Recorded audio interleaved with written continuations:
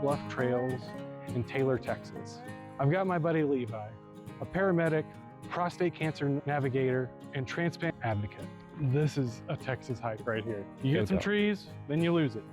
Yeah, you know, it's interesting that this is the Blackland Prairie and not hill country, Round Rock or Georgetown. This is more that fertile soil, but it doesn't look like it where we're at. No, not at all. That being said, we've been in a long drought, technically. We have. You ever been here? I haven't been here before. I like the bridges a lot. It makes me think of that old Texas vibe. Yeah. You can do whatever else you want for the day and you've been successful with something. Yeah, that's one of the reasons I've enjoyed working out in the morning. Start my day on a high note with something difficult, and then, you know, the rest of the day have that on your shoulders that I achieved something. Hey man, it all comes down to the make your bed principle. Yeah, for sure. That's a good one.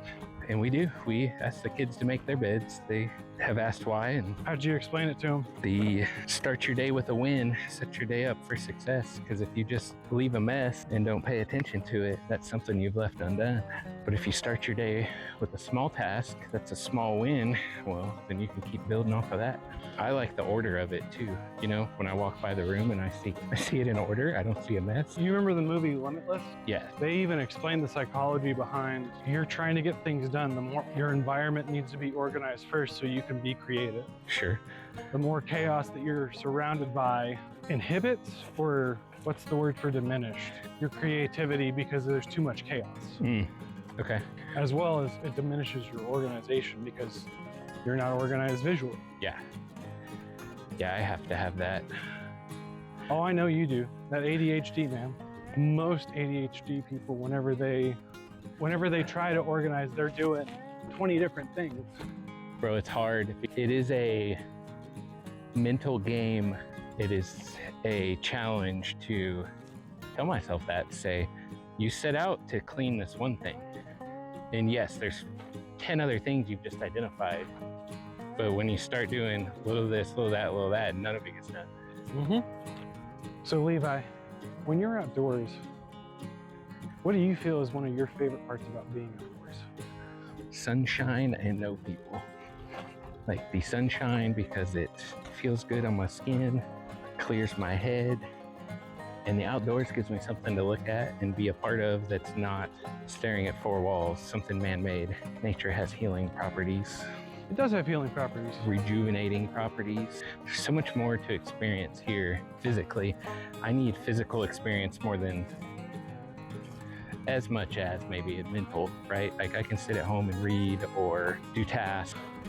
What kind of tasks are you currently working on? I have a couple that are long running. One of the big ones since we bought our house a year ago has been creating a space that is cozy, comforting, and home for us. So cleaning up the property, adding things that resonate with us, whether it's decor or building different things that make it feel like our space. That's kind of the long running. And so anytime I have a chance to add to that.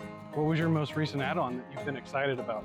What did I do last? I think the last thing I did was created a drop station at the main door that we use in and out of the house for the kids, for their backpacks and stuff.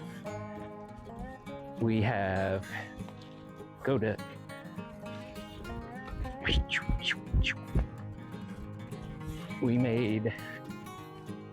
I mounted some planks to the wall. Sorry, I was getting attacked by bees. You were not the only one. They were not happy we were in their food plot. Why do you think I was like, walk quickly, walk quickly, walk quickly? That was way more bees than I cared for, sir. And they were awake this time. They were like, this was your second time. There's not gonna be a third. There's not, there will not. I succeed. So good luck to the next group of hikers. We riled them up for them. Well, that's what was going on last time. They were starting to wake up. I hear like 5 bees, and this time you heard it way better. Yeah, they're just honeybees. So for anyone who's wondering, there are a few beehives around here, so be careful if you're allergic to bees. But you're outdoors, guys. Let's be clear. Nature's part of life. Be prepared for what you need to be prepared for. Be prepared for bees. So how has being a paramedic helped you transition into the world of transplants and prostate cancer? Well, it gave me a sense of confidence that I can trust my instincts and my knowledge to help people. It also gave me an understanding that everyone you meet is going through something that you don't know about. In the world of health, it's very deep, right? Like, it's one thing to need a car repair, right? Everyone can relate to that and say, oh man, that sucks. I know a good mechanic. But when you say, I need a kidney or I've got cancer, not a lot of people can relate to that. And when you find someone who can meet you on your level, listen to what you've got going on, and walk with you through that journey, I think that's a special and helpful person. And I think that's what being a paramedic helped me do, was I saw such a variety of people and conditions that it helped me narrow down where can I do the most good, and not necessarily for the most people, But for the right people. but for the right people, yeah. Well, and I'd have to agree, health conditions are so personal. They've made laws about discussing them with other people. Understand that they don't have to share all about their life to anybody and everybody. And I think because of that, we've made it to where if you have a medical condition, you just keep it quiet and personal and don't tell anybody. The Well, only way to there's almost find out is to meet someone who has it and get lucky, or ask your doctor who, in all honesty, has so many other patients, they don't have the time to divulge everything you need to know. Well, there's a stigma behind asking for help and an embarrassment of certain medical conditions. Look at mental health. Only recently has it become okay to outwardly need assistance, right? Right? I think the more we normalize sickness and understand that it's everywhere, And in multiple different ways, mental and physical. it opens more doors to resources for the people that need them. Are you familiar with the concept of value-based care? No, I don't have a very deep grasp on it. I do a small idea of what it is, but from what I believe, I think it's an interesting thing though. I think it's something that you would agree with. It's more of a helping the whole person versus helping just the disease or just this condition.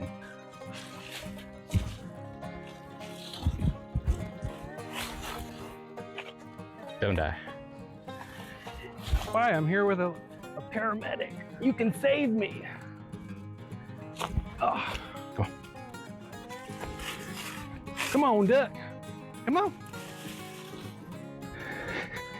She's like, y'all coming? Got any good fishing stories?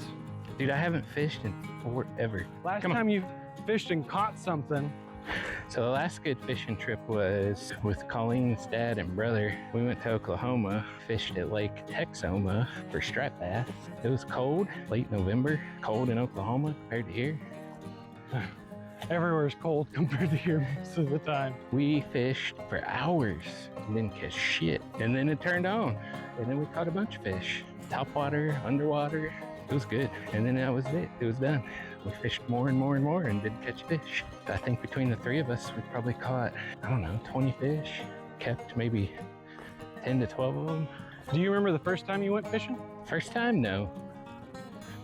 I don't think so. I know I was young. I feel like it's one of those things that seems to be passed down, right? How was it passed down to you then? Well, you know, my parents liked fishing. My mom especially, not my dad wasn't really into it. She got it from her parents. Her dad was big time into it. And I don't know where it went beyond him, but I would, you know, you'd have to assume it, his dad passed it down to him. Some of my core memories around fishing when I was a kid, little kid, were, you know, fishing with grandpa, mom's dad. He had a couple boats and Mine too.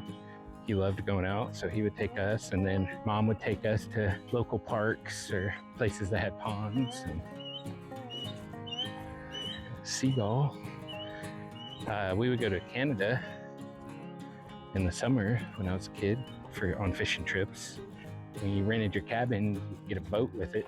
You said you went to Canada for a fishing trip? Yeah, we would do that every summer when I was a kid. I do know how to cook some fish though. Fried, I think is my favorite. Whose isn't? Right. That or grilled? Fried or grilled? And then I like blackened, grilled, smoked. So I prefer blackened on my more fishy taste. Something like catfish though, I'm okay with it fried or grilled instead. Yeah, Blackened can almost make it too salty. sure. You have something like shark, blackened's almost the only way to eat it because it's so heavy on that fish flavor. And then Is there any trip to Canada that stands out a little better than all the rest? I don't know, the second or the third. So the cool thing about Canada was it was different weather, right? The exchange rate up there was cool because we could go into the little store at the fishing camp and hand them $1 and you'd get 5 quarters back. Oh, And so when we'd go in there to buy our candy, our dollar went a lot further than it did here towards candy, which as a kid was pretty badass. oh yeah, of course. Would you say you enjoy fishing more or hiking? I like the physical part of hiking. I feel like I could hike out here 10 miles as long as I had water, right? But take it back home and walk on the street, I feel like the mental part of me is like, no way, like walking for 10 miles sounds stupid. But you come out in nature and it's like, sure, that's the change in scenery, you know, because where we're at right now, every time we take a turn or climb a hill, we're looking at something different. This lake that we're at does not have stripers in it. It doesn't have stripers? This What does lake it have? is known for crappie. Crappie? And catfish. Catfish is always good to eat. Do you eat crappie though?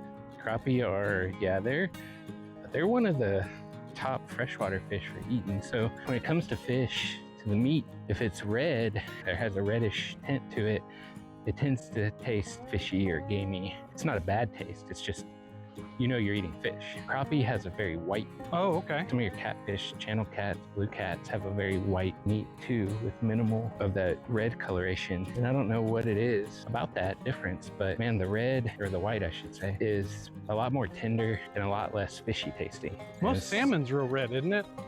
Redheads have more iron in them, and that's why they have red hair. Sure. And it's a genetic thing. I wonder if red fish have more iron in them, and that's why you get that fish flavor, because supposedly it's the iron. Could be. Heavier iron fish, from my understanding. I could be wrong. You know more about fish. No, I don't know the answer to that though. But you ever thought about that? Not iron, no. Because have you heard the iron's what makes the fish taste fishy? I have not heard that. Oh, you haven't? Okay, maybe that was just something my mom said.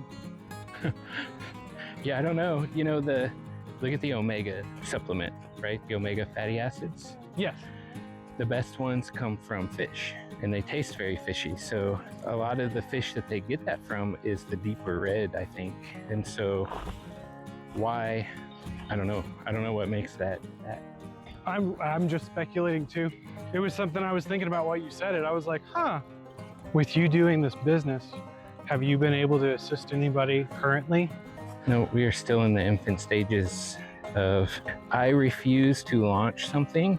I can't deliver what I promise. And so if I promise someone that, hey, I'm gonna have, here's all the info that you need about your labs. Here's a nutrition plan. Here's how you should do exercise. Here's questions you should be asking at your next appointment. Here's the timeline that you should expect. I need to be able to have those resources available. That way when someone hands me their credit card, I'm not going, okay, give me a couple weeks and I'll get back to you. It's okay, let's go.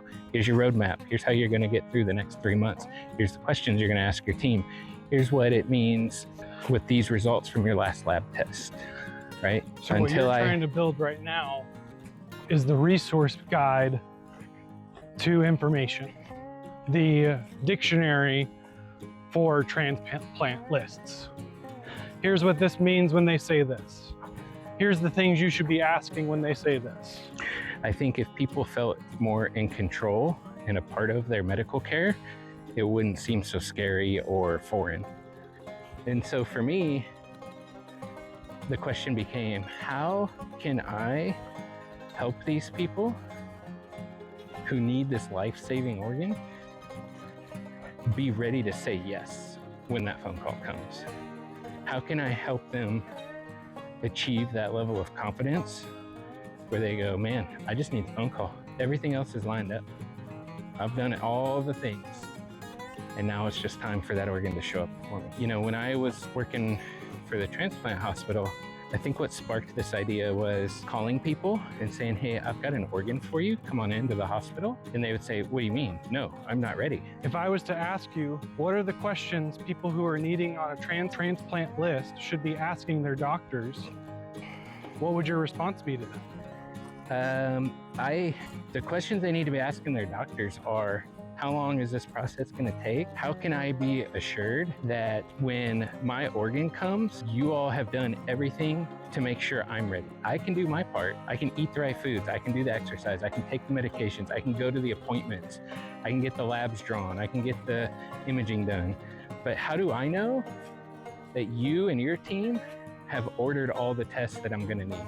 How do I know that you and your team hasn't allowed my last blood sample to expire?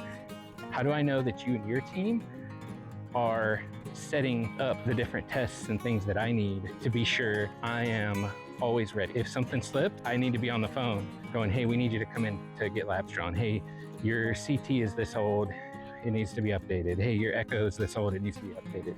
In all honesty, it sounds like what they really need is a coordinator, because that's a lot for one person to manage when they've never done it before. Because the questions you were just asking are things that I wouldn't have thought of personally. No, nobody does, because you trust the professionals, right? You say, oh. Which we should trust the professionals. Most of them have our best interest in heart. Come on. They just are so busy because they're overwhelmed right now. They do. And each transplant center has their team. They all have coordinators. You'll be assigned a coordinator. But how many other patients does that coordinator have? For me, it's just like when I go buy tires for my truck. I could walk in there and I could say, hey, I need new tires. Here's my budget, make it happen, right? Call me when it's done. Or I could say, here's what's important to me about tires. I travel with kids in my car. My wife drives my truck sometimes. I use 4-wheel drive sometimes. I like going camping in remote places. I need to figure out which tire meets my budget that can accomplish all those tasks. Hey, doc, call me when that kidney's ready. Or what can I be doing every day to get myself prepared and make sure that when it finally happens, I'm ready. So let me ask you this then. Is there any organ that you feel comfortable in assisting somebody in this process with? So when I launch, it's going to be kidneys only for a while, because I know the kidney thing well enough. I worked with the kidney team extensively. Can you explain what you did with them? So I understand what all the labs mean on both the donor and recipient side, and I guess the timeline, the flow of getting the patient ready for the transplant. You know, I've worked with kidneys, livers, pancreas, hearts, and lungs. Would you say they're all the same? They are all very different. And I think what I found anyway, was that you had people who were really, really drawn to abdominal organs in that process, and you had people who were really drawn to the thoracic organs in that process. I really enjoyed the abdominal side of things there, and I feel confident with heart and lung too, but that's a different animal, because if you need a heart, a lot of those people are in the ICU already, and I'm not going to be able to help them. Their organs coming in a day, 2 days, a week, a month, right? Like it's. So what you're saying is usually with the heart, it's it fails, and it fails quickly. It can, and there's plenty of patients who are in heart failure who are at home and not admitted, and I could definitely help them. You know, they're not going to dialysis 3 times a week, or they're not on home dialysis 7 days a week, right? Like they're still doing their thing. Sit down. Hey everybody, thanks for joining me and Levi Carr here today on Outdoor Talk. Levi, thanks for coming out and hanging out with me today. Is there anything you'd like to share with the rest of us? A great opportunity to walk through the woods and talk about something that's very near and dear and important to me, and that is organ transplant. Don't be afraid when your doctor tells you need that organ. There's lots of resources out there that can help you, and you're not going to have to go through it alone. And hopefully soon, Mr. Carr will have his website up, and I'll make sure to post that so you guys can have him as a resource as well. Thanks, and have a great day, guys.